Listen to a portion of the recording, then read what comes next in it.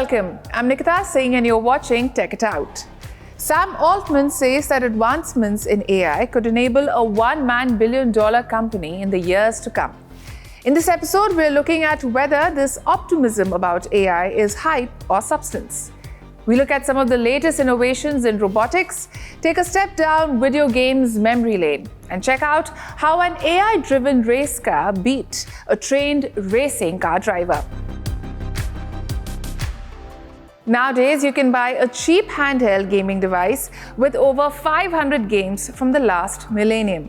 Games like Contra and the Mario Brothers took gaming mainstream. Now, if you're Generation X, then there's a new museum in Zagreb, Croatia that you cannot afford to miss.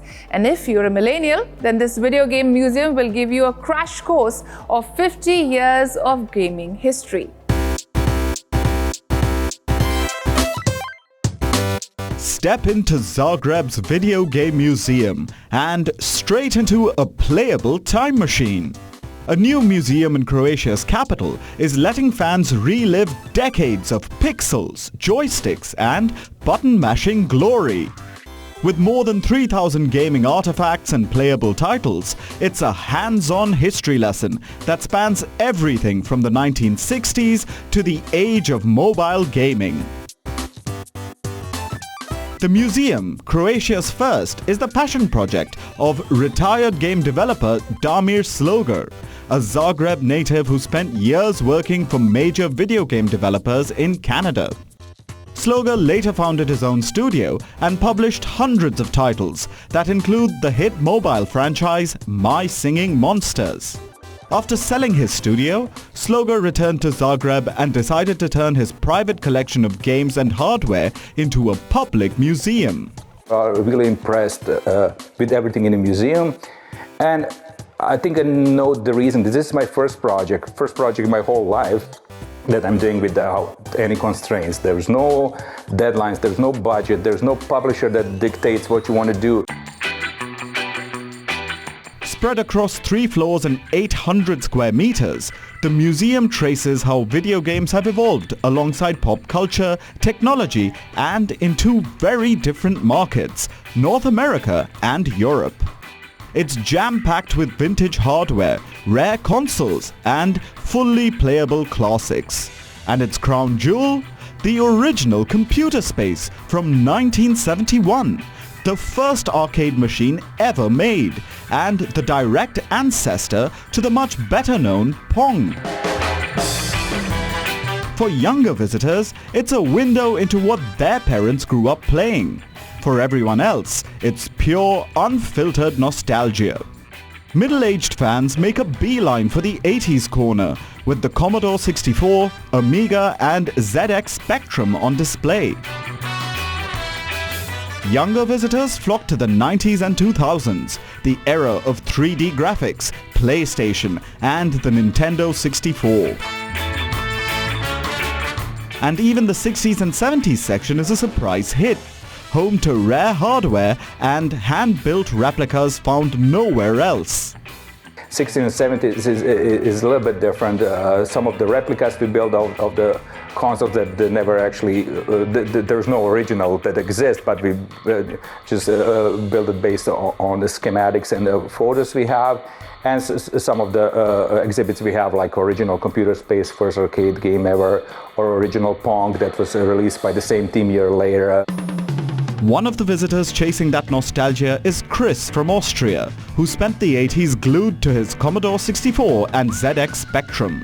I'm 49 years old, so when I was a kid, this was my life. I grew up with playing games with Commodore 64 and Spectrum, going to my friends' places and sitting down and playing together. And I wrote software in those days, which I recorded on cassettes. So all of the happy memories of my childhood I can find when I walk around this place. After 3 decades in software development, he says those early home computer games shaped his entire career. With arcade machines, vintage computers, boxed games, and rare consoles on display, visitors can play a number of the games. The museum isn't just a retrospective, it's a celebration of the industry that has shaped modern pop culture. and a happy playground for anyone who has ever picked up a game controller.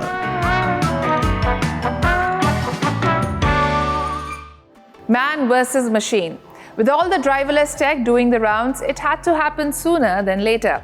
And while robotaxis are still on a learning curve when it comes to navigating real-world traffic, the racetrack is a much more predictable place. Now in Abu Dhabi, AI has finally beaten a trained racing driver by a sliver of a margin. Autonomous racing is a bona fide sport now. Autonomous racing is the new and upcoming trend on the global motorsport scene.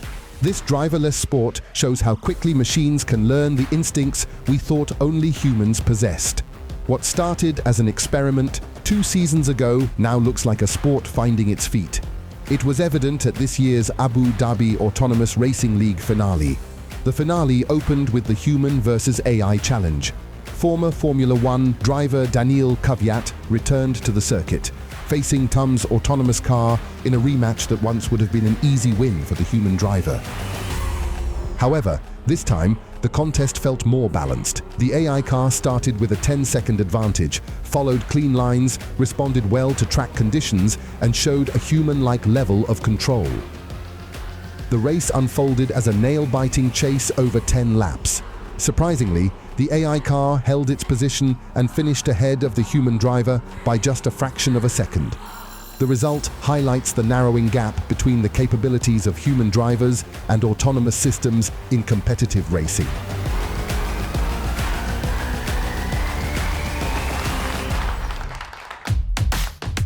But the real story unfolded in the main event, a 6-car showdown under the lights of the Yas Marina circuit, where nothing felt experimental anymore.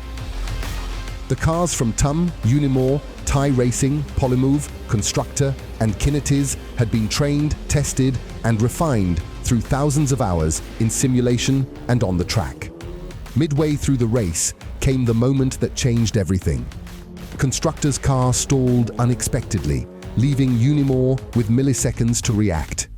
A collision took Unimore out of the running, and suddenly the track opened up for TUM, giving them the space to settle into a smooth rhythm all the way to the end. As the checkered flag waved, 4 of the 6 cars had completed the full 20-lap distance, a milestone considered ambitious in 2024, when only 1 car made it to the finish. TUM's back-to-back title wins signified true progress, a sign that autonomous racing isn't just catching up to expectations, it's beginning to write its own chapter. Finally, we are champions! Motorsport! Yay! Elon Musk wants to pivot his focus from EVs to humanoids and has convinced the Tesla board to pay him $1 trillion if he succeeds. Now, Amazon deployed its 1 millionth robot in 2025 and announced an investment of $1 billion in warehouse robotics. Now, in case you're wondering, the distinction between a robot and a humanoid is not just physical likeness. Humanoids are typically powered by AI and are moving towards autonomous operation. Both robots and humanoids clearly are here to stay.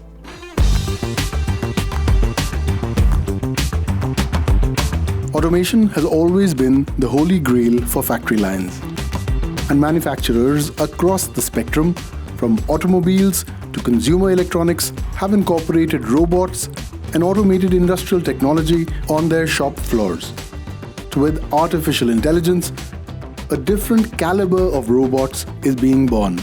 Not just automatons designed to accomplish repetitive tasks, this class of robots is capable of distinguishing between actions, taking decisions, and tackling tasks that need nuance and understanding. In the rolling hills of Italy's wine country, amid rows of grape wines that have been tended by hand for centuries, vintners are trying to see if a robot can pick grapes.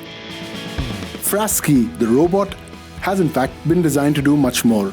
See every grape cluster, map every leaf, and understand a vineyard the way a human expert would. Frasky is a robot that we intended to work in vineyards to do precision agriculture activities. So the basic idea is that we can digitalize our vineyards, and we can have the idea and the location of every grapes that is located in the vineyards. At first glance, it doesn't look much like a robot. Frasky could be easily mistaken for a small four-wheeled rover you'd expect to find on a space mission. And that's not entirely off the mark. Frasky is certainly well equipped. Using cameras, sensors, and artificial intelligence, it can identify individual grape clusters, track their growth, and even detect early signs of stress or disease. In vineyards, the problem is not just collect the grapes, but also do action during the year to maintain the vineyards. This is an aspect that today is challenging for who manage big vineyards, because you need the people and you need expertise that are not easy to find. With this kind of solution, we provide to the user and to people that work in the vineyards a tool that can accompany them during the all over the year activities of the vineyards. In this way, they can do multiple action in the same time.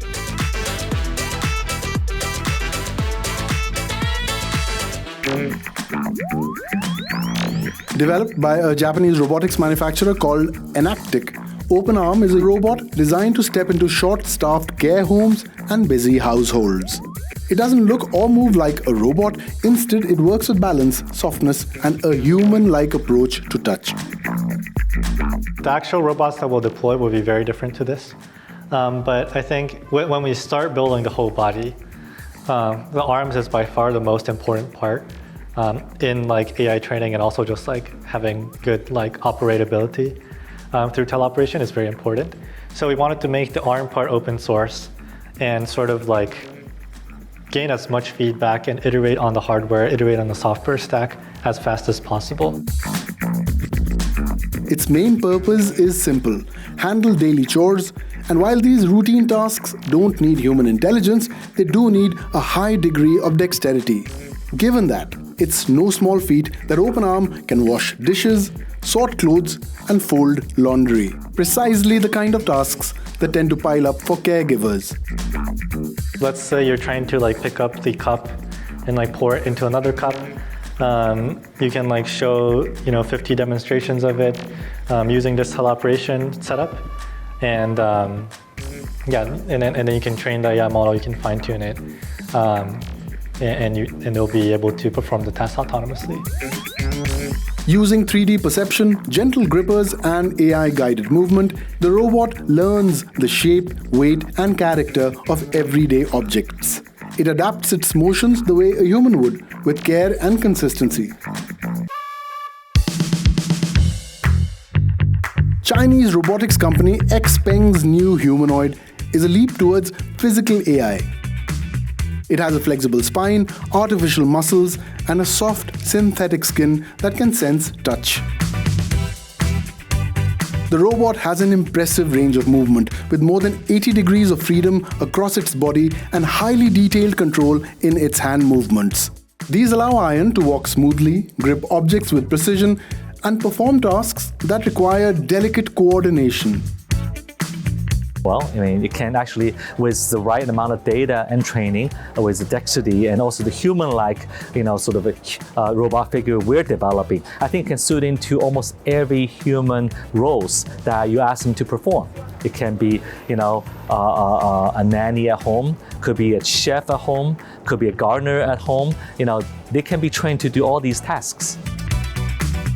Its motion system uses advanced joints that help it move naturally and consistently. XPeng's robot also uses vision-based control and a high-response actuation setup that give it a natural, grounded gait. In fact, its movements are so fluid that on social media, users even suggested that there was a human hiding inside the robot's skin. The company later released a video to prove that ION is, in fact, not human, but a humanoid. Suddenly, the dot-com era of the 1990s and the crash that came in 2000 is being discussed. Even Gen Z is reading all about the dot-com crash. And it's all because there's unease about AI. The AI gold rush has created record valuations, billion-dollar bets. But with big tech CEOs now admitting the industry may have overshot and data centers around the world struggling with power demands, questions are growing about whether the ground is shifting for AI, and no one is immune. We're entering this new era where computers not only understand us, but can actually anticipate what we want and our intents. This race for AI is moving very fast, and we have absolutely no reason to be ashamed of where we stand. In France, we have over 1,000 startups, some of which are developing some of the most advanced models in the world. This technology revolution will elevate everyone, but it'll help poor people the most. Not too long back, it seemed like everyone of note at every event and company of note, big tech, conferences, government and academia, was gung-ho about how artificial intelligence was going to change the world for better. Make our lives easier, accelerate humanity's evolution exponentially. Then there were the naysayers, folks on the other side of the spectrum, who said that AI was going to take over, was not to be trusted, was being deployed way too soon, and so forth. Actually, those people are still saying the same things.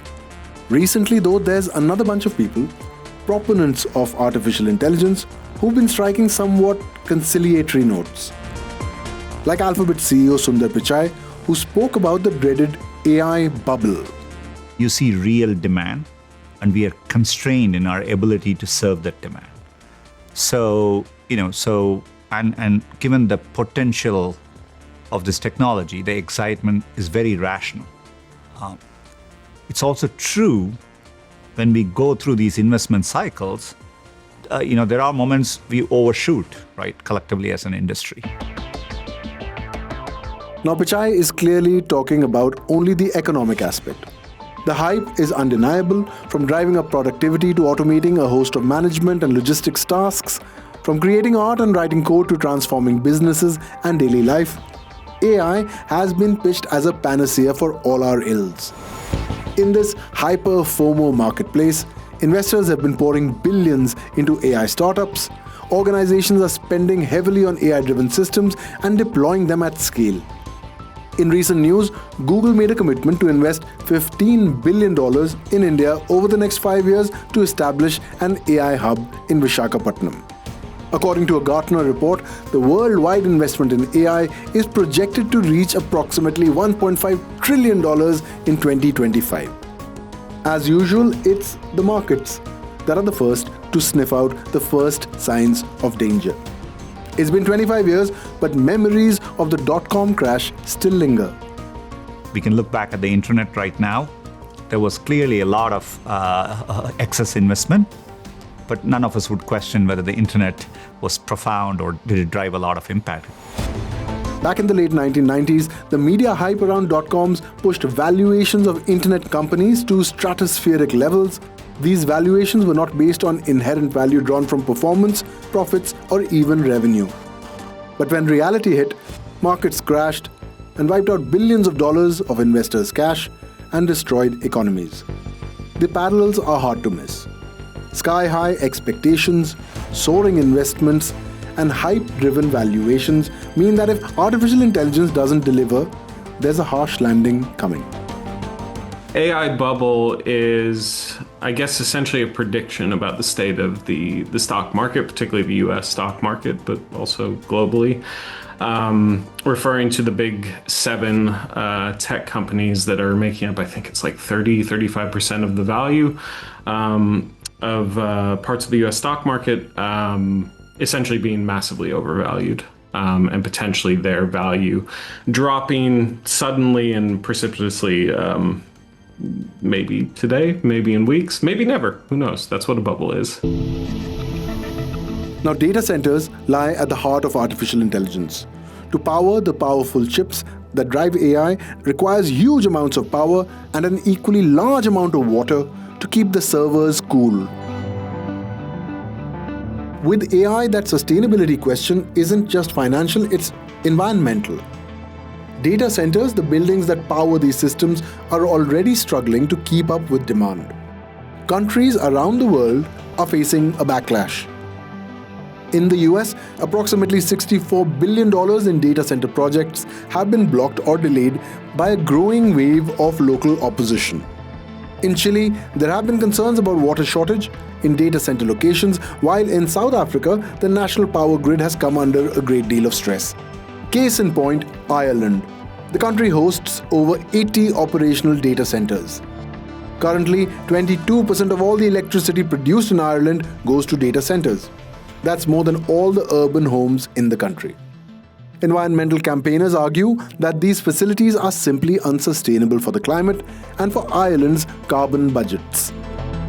At the moment, there's a warning sign around Ireland's long-term future for future investment on the basis that we haven't delivered a clear message as to what it is we are doing around our energy, our grid, and our policy. Now, AI has shown immense potential in specific applications and is delivering tangible value for early adopters. But widespread impact has been slower to materialize due to significant technical and implementation challenges. The concern about an AI bubble bursting is real. The fact of the matter is that large companies like Google are seldom allowed to fail. It's the investors who end up shouldering the burden of government bailouts. From an environmental standpoint, when the industry consolidates, AI is likely to become more expensive to use and less accessible for the common man. Given the implications for the planet, that may not be such a bad outcome. I read a funny story about tech-inspired words and phrases that have been included in this year's Collins Dictionary list. Not surprisingly, vibe coding is the dictionary's word of the year. The ability to code in natural language has truly been a game changer. And then this task masking, which means faking productivity, and the funniest, Henry, an acronym for high earner, not rich yet. On that note, folks, have a great weekend. Keep watching WION World is One. Follow and like us on social media. This is your host, Nikita Singh, signing out. Until next week, bye-bye.